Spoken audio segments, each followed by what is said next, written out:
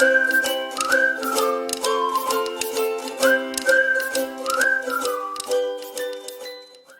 and welcome back to Assemblies at Sweck, where we are going to hear another story from the Bible.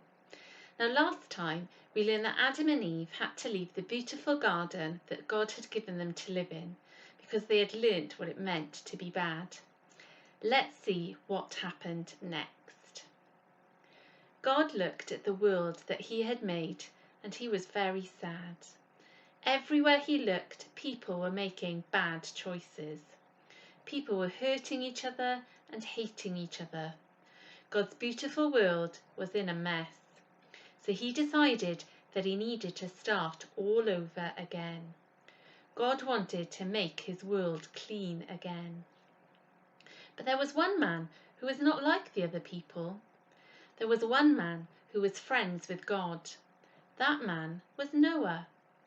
God told Noah to build a boat. The boat needed to be big enough for Noah, his wife, his 3 sons, their wives, 2 of every animal in the world, and enough food to feed all of them for a very long time.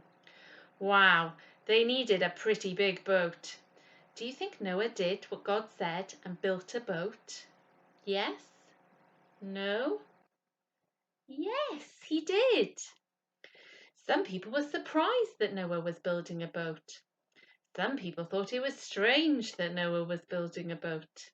But that didn't stop Noah. He carried on building the boat.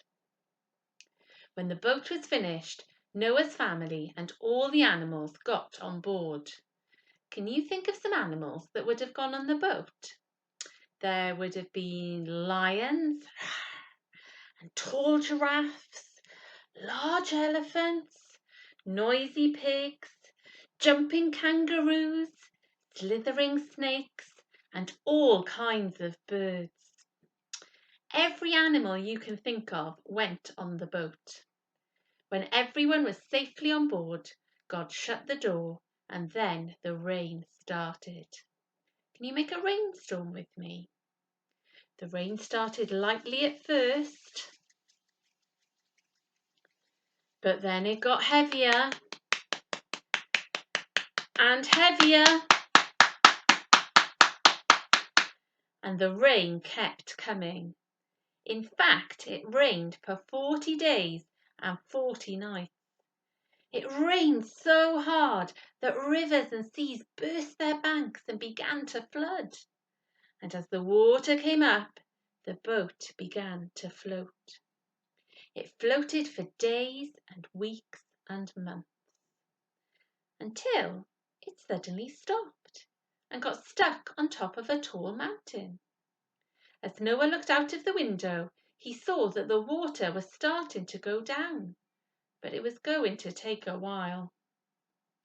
One day, Noah sent out a dove to see if there was any dry land.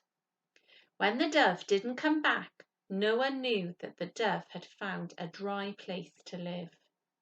That meant that Noah, his family, and all the animals could finally leave the boat. God had made the world clean again.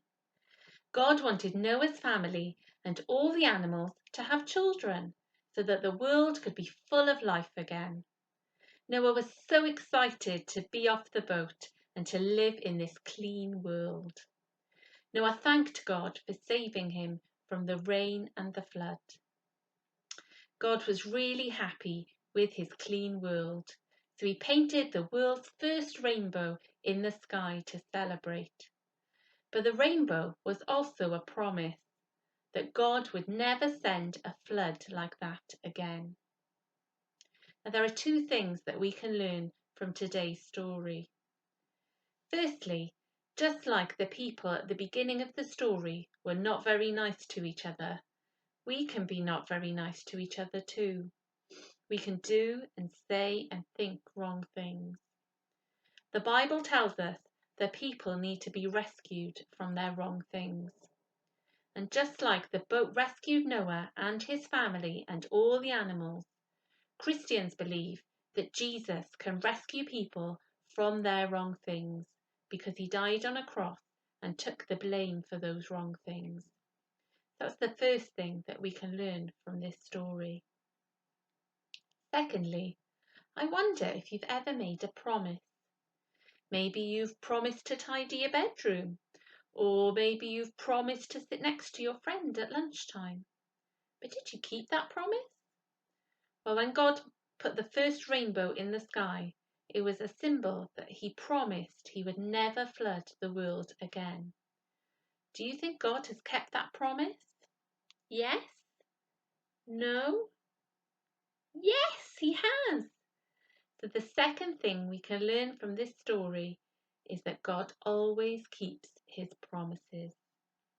Thanks for listening, and join us again soon for some more Assemblies at Sweck. Bye!